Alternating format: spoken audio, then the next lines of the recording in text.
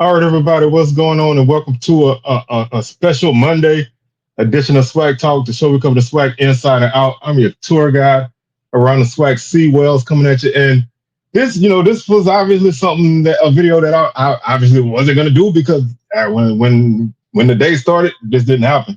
So Mickey Joseph, Grambling head coach, very upset with the officiating in the SWAC. Especially Saturday in their loss to Texas Southern. Now, I'm not going to disagree with how he feels about the SWAC officiating. I've been very critical of SWAC officiating in football and basketball. I actually have a video that I did last basketball season about SWAC refs. I'm going to link it in the description, and it's also going to be on my end screen. So if you haven't seen it before, you can check it out. And I'm just gonna share my thoughts on why I agree with what he said. Now, I will say the result of the game probably played a big part in why he feels the way that he feels right now. But win or lose, man, I've felt like all season, and really, you can go back, I'm uneven years.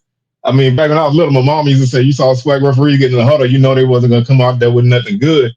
So that's always been an issue in SWAC officiating. My boy Jerome was an official on the high school level for many years. So he kind of schooled us on what's going on with officiating. But I still think that there's some situations where these coaches are correct in that they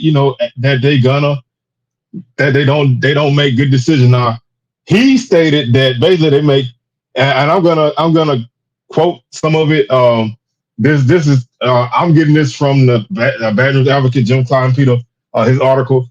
Um, he said, I think it's bullshit call. I think it's some bullshit calls. They were making business decisions with their feelings. Now, like I said, I don't disagree. He was fined 5 G's for that.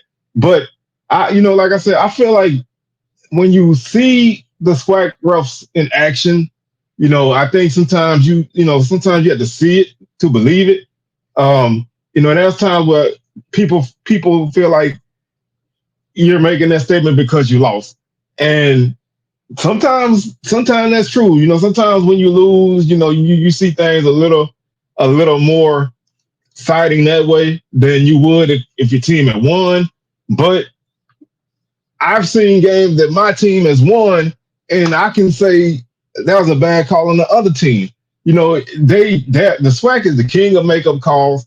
The SWAC refs, they can't spot a 10-yard foul. Sometimes they mark it off 8 yards. I've seen a game where they took 2 minutes to mark up a 10-yard penalty and still got it wrong.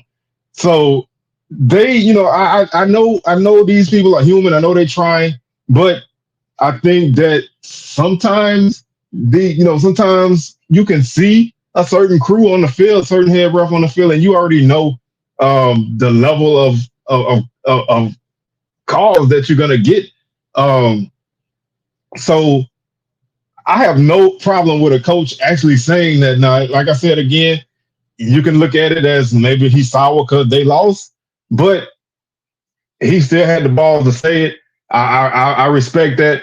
They find him 5 G's or whatever, but it's true, and it's gonna always be true until they come up with something. Now, maybe they got a system that that evaluates these guys and women during the week or during the season or after the season. Maybe they do, maybe they don't. If they don't, they definitely need it.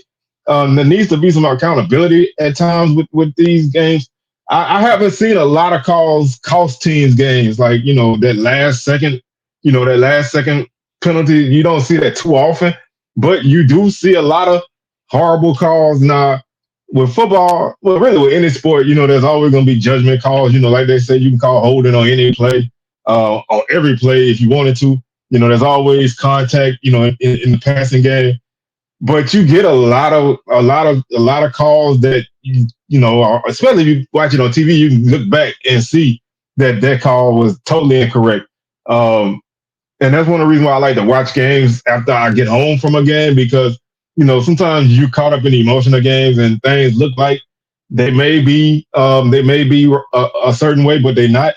But like I said, I just think that the officiating in the conference is horrible. Um, that's one thing that I just hate to see when you got games aired on you know what I'm saying on national platforms, and you know you get like I said, you just never know, man. Like I said, I've seen, you know, I was watching game Saturday. You know, the commentators Bailey said that the team was holding, but they called they instead of calling a holding call, they called an ineligible downfield. You know, so it's like yes, it's there, but that one was there too. And so I really think sometimes I don't know if they get caught up in the game, um, or if they do have something against a certain coach. I can't speak on that. I don't really think it's that deep. I just think they're just not that good. And like I said, I just know that when I see a certain light skinned head ref, I already know this game is going to not be it's not going to be called good. And when you look at you look at some games, you know, some of this is teams just not playing disciplined football, but there you see so many games with teams with double digit penalties. And I think at some point, you know, something has to be um, evaluated with that. Now, I'm not saying that every call is a bad call. Every call, you know, should not be made. Sometimes it's there, and I think that sometimes the refs they let games go a little bit more than they need to in terms of uh, chippiness or whatever. And that's something that you see a lot in basketball. They really let the games kind of get out of control before they rein it back in. Um, and that to me, that those are the main things that kind of make games not fun to watch because you already know that your team is gonna get some bad stuff called on them, and then they're gonna turn around and do a makeup call to get the other team, and so it's almost like a back and forth affair. It really is like whoever wins the game is gonna battle the other team and the refs. You know, sometimes it's just who survives that game in terms of officiating. And I hate that. I really hate that. I think that there's enough talented players in this league. There's enough, you know, solid teams in this league that you should really not be that way. There's 8 out of 12 teams average over 60 yards of penalties, and that's pretty high. You have 5 teams with over 60 total penalties. And so you're really seeing games where teams are crossing 100 yards in penalties routinely. Grambling is actually the second highest team in terms of yards per game in penalties, and they actually are second in total yards in penalties, and they are fourth in total penalties. Now, I don't like again. I'm not going to put on a conspiracy theory hat and say that they got it in for Grambling because my team routinely has 10 plus penalties, 100 plus yard penalties in games. So I'm not saying that they got it out for nobody. I just think that sometimes some of these refs aren't. They just missing things or they calling things that they get caught up in things and officiating to me is just not good. I mean, I wish I would have, sat down more and dug into it like I did in my basketball video. But I didn't want to, obviously this was something spur of the moment. So I wanted to go ahead and put it out there and, kind of freestyle off the dome on this one. So all in all, man, like I said, I agree with what he's saying, man. I just think that something has to be done. I don't know, what I'm saying? I don't know what and I don't know how. That's not for me to come up with. That's for, the people who are in charge of this. Now they think these guys are doing these guys are doing a good job. Then I can nothing I can say about that. I don't agree, but I really like I said I really just think that it's just not cool right now the way these games are being officiated. And like I said, in the two major sports, you see it so much, and it makes it really hard to enjoy, man. Like I said, you sit there waiting for a flag to come, big play. You already know you're gonna have at least once a game, somebody's big play is going to be called back, especially if that team is trying to get into the game. Um, so you just see that, and it's frustrating. And I understand where he coming from, Coach Joseph. I understand where he coming from, and I applaud him for being, for saying it. So some people may not agree, but I think sometimes I think you need to speak your mind. And when something it don't feel right to you, then you say it. And I do think that's something that he's gonna kind of get, kind of grow through. But um, they were penalized 7 times for 104 yards in this game, and I'm not putting anything on TSU, but they were penalized 5 times for 41 yards. Now, a lot of that is, Grambling could have just not been playing clean football. I don't know. I wasn't there. I didn't really see the game, so I can't really, I can't really speak on it in that way. But you know, he said, I'm gonna quote what he said. He said they can take it the way they want to. Um, I just lost it. He said they can take it the way they want to take it. That's one of my favorite phrases.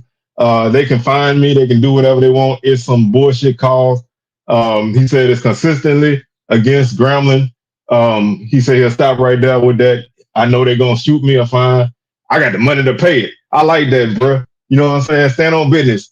And he stood on business. Like I said, I just, I see, I see, what I see how he feel, and I also see, how he feel about making sure that his team keeps themselves out of these situations. But it's still, it just hasn't. This is just something that hasn't been good. And you watch almost anybody at some point they're going to talk about how the officiating is in the conference, and it eventually it's honestly going to cost somebody a game. I don't think it's really per se cost somebody a game, at least not that I can see. But it's going to happen at some point. And when it do, you already know whoever it is going to be highly upset. And so I just think that they need to kind of find a way to do this on checks and balances. Um, I remember a Southern Spring game, they had an officiating conference or training, and they were like 50, 11 refs on the field. So if they need to do more of that, or bring in different people, or some kind of accountability, I think that they need to do that, because I don't think, like I said, I applaud the statement, but I don't think I don't really think this should be a situation that a coach got to address. So hopefully, moving forward, this at least put some eyes on what's going on, and they can start to clamp this down. Because whether he right or he not, he had a right to say what he wanted to say, and he stood on business. And when it comes to standing on business, I respect it. And if you right or wrong, stand on it, and and go and let the chips fall. So he'll take care of that fine or whatever. But I hope it put eyes on what's going on, because we only have a couple weeks left for football, and I would love to just see some games that after the game you don't have hardly anybody speak on officiating. Now we all know that the team that lose always gonna say refs did this, refs did that. But I think they need to do a better job of making sure that none of that's going on and clean some things up. So that's it for this one, man. Like I said, I just wanted to pop in and say I agree with him. The refs make bad calls. They get in their feelings. They take some things personal. They call back touchdowns because they run into somebody on the sideline and they get in their feelings. So you can see it happening in almost every SWAC game. There's very few games that don't have a lot of penalties, and so those games, maybe we need to look at those crews and compare them to some of the other crews, and that might be something I take some time and dive into later in the year, and just see what's what, and kind of extrapolate that. So with that being said, man, I'm your tour guide around the SWAC Seawell signing out. We'll be back on Wednesday with our Week 10 preview. SWAC Smoke live on Thursday, 6 p.m. Central, 7 p.m. Eastern, and our Week 10 review on Sunday. Again, we might go live on Saturday. I don't know yet. But keep it locked and hit the notification bell to be alerted to that. And again, my SWAC basketball refs video will be in the little box on the screen when this video ends. And that's that, man. So we're gonna catch y'all on Wednesday, and y'all have a good rest of your evening, and we'll catch y'all on the rebound. Peace.